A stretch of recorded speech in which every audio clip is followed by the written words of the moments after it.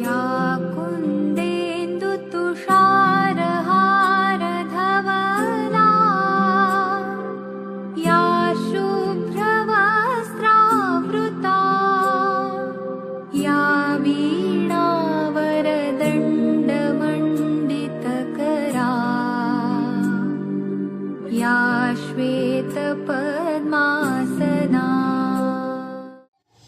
નમસ્તે વાલા બાળકો, મજામાં છો ને? ચાલો આપણે ગઈકાલે વિષય ગણિતની અંદર આપણા પાઠ 8 વધુ ભારે કોણ તેની ચર્ચા ચાલુ છે।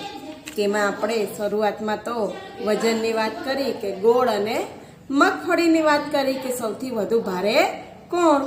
તો તમને એની ખબર પણ પડી હશે। આ બધું આપણા રોજિંદા જીવનમાં ખૂબ જ આપણને કામ પણ લાગે છે, એટલે આપણે આપણા જીવનમાં ઉપયોગી વસ્તુઓ વિશેની જાણકારી પણ મેળવવાની છે અને સાથે સાથે ભણતા પણ જવાનું છે। પછી અનેક કોળા અને ટમેટાના પંગાની ચર્ચા પણ કરી ગયા। તેમાં આપણે ચીચવાની મદદથી સવારી કરવાની પણ આપણને મજા આવી અને આપણે તે આધારે આપણે ત્રાજવું લઈને આપણે એક ત્રાજવામાં શું પથ્થર અને બીજા ત્રાજવામાં કીચુકા નાખી અને તેની પ્રવૃત્તિ પણ કરી હતી। તમને પણ ત્રાજવા બનાવવા મેં આપ્યા હતા ગૃહ કાર્યમાં, તમે બનાવ્યા પણ હશે અને ઘરે બેઠા પ્રવૃત્તિ પણ કરી હશે। શાકભાજી મૂકીને પ્રવૃત્તિ એવી રીતે કરી શકાય। પછી જેમ કે વાસણો હોય તો એક ત્રાજવામાં ગ્લાસ કે વાટકી મૂકવાની અને એ જ માપનું બીજા ત્રાજવામાં કેટલી ચમચીઓ રહી શકે તેવી પણ પ્રવૃત્તિ કરી શકાય, તે આપણે જોઈ ગયા હતા। પછી તે પછીની પ્રવૃત્તિ જોવાની હતી, તેમાં મેં તમને વજનની પણ વાત કરેલી કે તમારા જેટલા જ વજનના તમારા મિત્રના નામ, તેનાથી વધારે વજનવાળા મિત્રના નામ અને તેનાથી ઓછા વજનવાળા મિત્રના નામ લખવા કહ્યું હતું, તે પણ તમે કર્યું હશે અને તમને ખૂબ જ મજા આવી હશે। હવે એના પછીની પ્રવૃત્તિ જોઈએ તો ચાલો બાળકો આપણે શરૂઆત કરીએ કે તેના વજનથી બમણું। બમણું એટલે શું બાળકો? હા, યાદ કરો, સરસ। અડધાને ખબર હશે ને અડધાને ભૂલી પણ ગયા છે। હા, મમ્મી પપ્પાને પૂછવાનું યાદ કરો, આપણે શીખી જ ગયા છે। બમણું એટલે ડબલ, જે હોય તેના કરતાં 2 ગણું, એને કહેવાય બમણું। જ્યારે આપણે ગણતરી કરતા હતા ત્યારે પણ તેની ચર્ચા કરી ગયા હતા। જેમ કે આપણે 2-2ની ગણતરી એટલે 2-2 ઉમેરતા જવાનું, 3 ગણું એટલે કે 3 3નું, 5 ગણું એટલે 5 વડે ગુણાકાર કરવાનો, બમણું એટલે 2 વડે આપણે ગુણાકાર કરી શકીએ। તો ચાલો આપણે બાળકો જોઈએ, ભારતીના માતા પિતા સ્વાતંત્ર્ય દિનની ઉજવણી વિશેષ રીતે કરે છે, કારણ કે ભારતી તે દિવસે જન્મી હતી। તેઓ ભારતીના વજન કરતાં બમણા વજનની મીઠાઈ ખરીદે છે અને ગરીબ લોકોને વેચે છે। એટલે ભારતી જન્મી હતી ત્યારે જેટલા વર્ષની હતી તેના કરતાં બમણી મીઠાઈ તે વેચે છે। અહીંયા આપણને ચિત્ર આપી જ દીધેલું છે, જુઓ બાળકો। જ્યારે ભારતી જન્મી હતી ત્યારે તે 3 કિલોગ્રામની હતી। આજે સ્વાતંત્ર્ય દિવસ છે અને ભારતીની ઉંમર 5 વર્ષ છે। અત્યારે તેનું વજન 28 કિલોગ્રામ છે। જુઓ બાળકો, આ રહી એક ત્રાજવામાં ભારતી છે અને એના જેટલા જ વજનની અહીંયા મીઠાઈ મૂકી છે। જન્મી હતી ત્યારે તે કેટલા વર્ષની હતી? તો કે 3 કિલોગ્રામની હતી। જ્યારે જે જન્મી હતી ત્યારે 3 કિલોગ્રામની હતી, એટલે અહીંયા તેના જેટલી બીજી 3 કિલોગ્રામની મીઠાઈ લીધી છે અને એ મીઠાઈ કાઢીને અહીંયા મૂકી દીધી છે અને બીજી 3 કિલોગ્રામની મીઠાઈ મૂકી, એટલે 3 અને 3 કેટલા થાય? તો કે 6 કિલોગ્રામ। એટલે કારણ કે તે જેટલા કિલોગ્રામની હતી તેનાથી બમણી એટલે 2 ગણી મીઠાઈ આપણે વેચવાની હતી એમણે, એટલે આ 3 અને વત્તા 3 એટલે કેટલા કિલોગ્રામ થયા? તો કે 6 કિલોગ્રામ થયા। એવી જ રીતે નીચે સરસ મજાનો કોયડો આપેલો છે। ભારતીની ઉંમર 5 વર્ષ, હવે તેના વજનનું અને તેના માતા પિતા દરેક સ્વાતંત્ર્ય દિનને જે મીઠાઈ વહેંચે છે તેના જથ્થાનું અહીંયા અનુમાન કરવાનું છે। તો ચાલો બાળકો આપણે અહીંયા કરીએ, અહીંયા ભારતીની ઉંમર, એનું વજન અને મીઠાઈનો જથ્થો। જન્મ સમયે તે કેટલા કિલોગ્રામની હતી? તો કે 3 કિલોગ્રામની। આપણે તેનું બમણું એટલે 2 ગણું કરવાનું છે, એટલે કે તેટલા જ વત્તા કરવાના। 3 કિલોગ્રામ હોય તો 3 વત્તા 3 પણ કરી શકીએ અને 3 ગુણ્યા 2 પણ કરી શકીએ। તો અહીંયા 3 + 3 એટલે કેટલા થયા કે 6 કિલોગ્રામ. પછી હવે અહીંયા નીચે લખે છે 1 વર્ષની ઉંમર હોય, 1 વર્ષની ઉંમરે ભારતીનું વજન કેટલું હતું તો કે 9 કિલોગ્રામ. તો આપણે મીઠાઈનો જથ્થો એનો 2 ગણો કરવાનો, 2 ગણો કરવાનો એટલે કે ડબલ કરવાનો, એટલે કે 9 + 9. તો 9 ને 9 કેટલા થશે? 9 દુ 18. સરસ, તમને 2 એકાનો ઘડિયો પણ આવડતો જ હશે. તો અહીંયા 18 કિલોગ્રામ લખવાનું. પછી 3 વર્ષની ઉંમરે એનું વજન કેટલું હશે? તો અહીંયા લખેલું છે 3 વર્ષની ઉંમરે 13 + 13 બરાબર 26 કિલોગ્રામ લખેલ છે.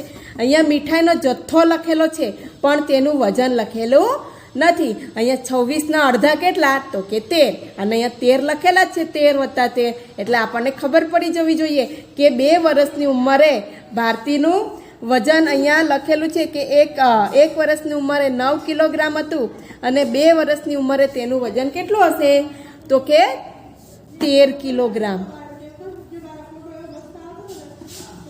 પછી 3 વર્ષની ઉંમરે એનું વજન ભારતીનું વજન છે 17 કિલોગ્રામ. તો મીઠાઈનો જથ્થો કઈ રીતે કરવાનો? એના ડબલ એટલે કે 17 + 17 કાં તો 2 વડે ગુણીએ તો 17 દુ 34 કિલોગ્રામ. પછી 4 વર્ષની ઉંમરે અહીંયા એનું વજન પણ નથી લખેલું અને મીઠાઈનો જથ્થો પણ નથી લખેલો એટલે આપણે અનુમાન કરવાનું છે. અનુમાન કરીએ તો આપણે જ્યારે કે અનુમાન કરીએ કે અહીંયા 21 કિલોગ્રામ લખીએ તો મીઠાઈનો જથ્થો તેનાથી ડબલ પ્રમાણમાં કરવાનો છે. ડબલ એટલે 21 + 21. 21 દુ કેટલા થાય એની ખબર પડે તો આપણે એકમનો સરવાળો, આપણે આડો સરવાળો શીખી ગયા. 1 ને 1 2, 2 ને 2 4 એટલે કેટલા કિલોગ્રામ થયું? 42 કિલોગ્રામ. પછી 5 વર્ષની ઉંમરે તેનું ભારતીનું વજન હતું 28 કિલોગ્રામ. તો હવે મીઠાઈનો જથ્થો એનાથી 2 ગણો કરવાનો એટલે 28 + 28 બરાબર કેટલા કિલોગ્રામ થશે તો કે આપણે એકમનો વત્તા કરીએ તો 8 ને 8 16 6 વધી 1 2 4 ને 1 5 એટલે 28 દુ 56 કિલોગ્રામ એનો મીઠાઈનો જથ્થો થશે. એટલે કે 2 ગણું વધારે કરવાનું છે એટલે કે તેના વજનથી બમણું. હવે નીચે જોઈએ કે તમારા માતા પિતાને પૂછો કે 2 વર્ષ અને 4 વર્ષની ઉંમરના બાળકનું વજન કેટલું હોય.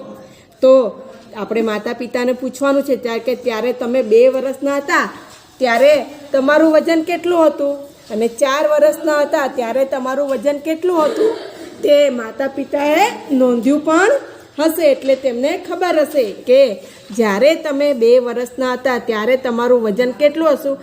આપણે અનુમાન કરીએ તો 10 થી 12 કિલોગ્રામ જેટલું હોઈ શકે. 4 વર્ષની ઉંમરે કેટલું હોય તો 15 કે 17 કિલોગ્રામ જેટલું હોઈ શકે. તો એ આપણે અનુમાન કરવાનું છે અને માતા પિતાને પૂછી અને તમારે લખવાનું છે.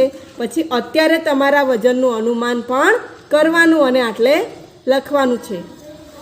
પછીની પ્રવૃત્તિ જોઈએ કે મસ્ત ખીચડી. જો બાળકો, ખીચડીનું નામ સાંભળ્યું ત્યાં જ મોઢામાં પાણી આવી ગયું ને. તમારા મમ્મી પણ રસોડામાં સરસ મજાની વઘારેલી ખીચડી બનાવે તો કેવી સરસ સુગંધ આવે છે, ખાવાનું મન થઈ જાય આપણને. તો ચાલો આજે વંદનાએ પણ એવી જ ખીચડી બનાવી છે. તો આપણે જોઈએ વંદના કેવી રીતે ખીચડી બનાવે છે. કારણ કે અત્યારે તો આપણે મોબાઈલમાં, આપણે યુટ્યુબમાં સર્ચ મારીએ ને, કોઈ પણ વાનગીનું નામ લખીએ એટલે આપણને તે વાનગીની બધી જ માહિતી મળી જાય. અત્યારે ટીવીમાં પણ આપણને એ પ્રકારની બધી જ માહિતી મળે કારણ કે રસોઈ શો ને કેટલી બધી અવનવી ચેનલ છે તેના પર આપણને અવનવી વાનગીઓ બનાવતા શીખવે છે. રેડિયામાં પણ આવી વાનગીઓ આવતી હોય છે. કારણ કે આપણે કોઈ વાનગી બનાવી છે અને આપણે મોબાઈલમાં લખીએ તો એ આખી વાનગી આવી જાય કે આપણે સૌ પ્રથમ કેટલું પાણી લેવું, કઈ વસ્તુ ઉમેરવી અને કેટલું બાફવું, કેટલું શેકવું બધું જ આવી જાય અને અંતે આપણી વાનગી તૈયાર થઈ જાય છે. એટલે અત્યારે તો બધી જ આપણે માહિતી આપણને મોબાઈલ, રેડિયો કે ટીવીના માધ્યમ દ્વારા મળી જ જાય છે. અહીંયા જોઈ લઈએ વંદના કઈ રીતે બનાવે છે. વંદનાએ નવી વાનગીઓ વિશે રેડિયો ઉપર સાંભળ્યું. તેને બનાવવાનો પ્રયત્ન કરે છે. તે જ્યારે વાનગી કેવી રીતે બનાવવાની તેની નોંધ કરે છે ત્યારે તે ગૂંચવાઈ જાય છે. તે જે નોંધે છે તે આ છે. જુઓ અહીંયા વંદનાએ ખીચડી બનાવી છે, તે રેડિયો ઉપર સાંભળી અને વાનગીઓ બધી વસ્તુ ભેગી કરી. તો કઈ રીતે એણે ભેગી કરી? જુઓ બાળકો, એણે તો પહેલાં એક વાસણ લીધું, તે વાસણમાં 2 ચમચા પાણી રેડો. તમારા રસોડામાં આ બધી વાનગીઓ હશે બાળકો, તમારે પહેલાં આ પ્રવૃત્તિ કરવાની છે. વાસણ લેવાનું, 2 ચમચા પાણી રેડવાનું, પાણી ઉકાળો અને તેમાં એણે કઈ વસ્તુ ઉમેરી? જુઓ, 1 ચપટી દાળ ઉમેરી. ચપટી દાળ એટલે કેટલી આવે બાળકો? આટલી દાળ થોડીક ચપટી થઈ જતી હશે. પછી 1/2 કિલોગ્રામ લાલ મરચું પાવડર, એટલે કેટલો બધો મરચુંનો પાવડર થઈ જાય. ને 1 વાટકો ભરીને મીઠું નાખ્યું અંદર, અને 1 જ ચમચી ચોખા નાખ્યા. પછી 2 વટાણા અને 8 ગ્લાસ રાઈના દાણા ઉમેર્યા. લો, અને છેલ્લે 1 કિલોગ્રામ ડુંગળી ઉમેરી. આ બધું દરેક વસ્તુનું મિશ્રણ કરી અને ભેળવ્યું અને 15 મિનિટ માટે ઉકાળો. પરંતુ વંદનાને લાગે છે કે દરેક વસ્તુના જથ્થામાં કંઈક ઘણું ખોટું થયું છે. શું ખોટું થયું હશે બાળકો? આ બધી વસ્તુ ભેગી કરી અને તેણે ખીચડી બનાવી હોય તો કેવી ખીચડી થાય? તમે ખાલી અનુમાન કરો તો પણ આપણને હસવું આવી જાય, કારણ કે આમાં ઘણું બધું ખોટું થઈ ગયું છે. એટલે વસ્તુને તેના સાચા જથ્થા સાથે જોડવામાં આપણે તેને મદદ કરવાની છે. જુઓ બાળકો, 1 કિલોગ્રામ ચોખા લેવાના છે. એણે ખોટું કરેલું છે.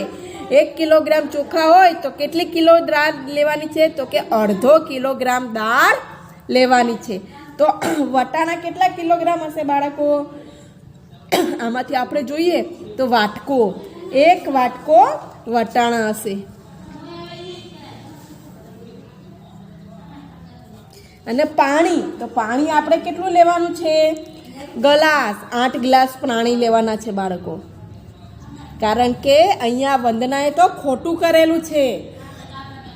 આપણે તેને સાચા જથ્થાની માહિતી કહેવાની છે. ડુંગળી, તો ડુંગળી કેટલી લીધી હશે? હા, 2 નંગ. પછી મીઠું કેટલું લીધું હશે? 1 ચમચી. રાઈના દાણા કેટલા લીધા હશે? તો કે 1 ચમચી.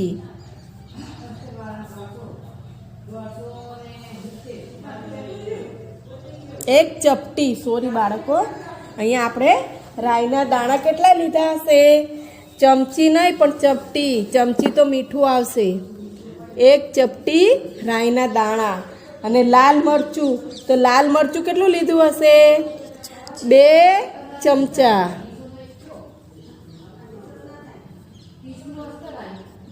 તો આવી જ રીતે આપણે જો ખીચડી બનાવશું તો આપણી ખીચડી સરસ એકદમ મસ્ત ખીચડી બનશે અને ખાવાની પણ આપણને ખૂબ જ મજા આવશે. પહેલાં તો વંદનાએ કેટલી મોટી ભૂલ કરી હતી, પછી આપણે તેને આવી રીતે સાચા જથ્થામાં જોડવામાં મદદ કરવાની છે.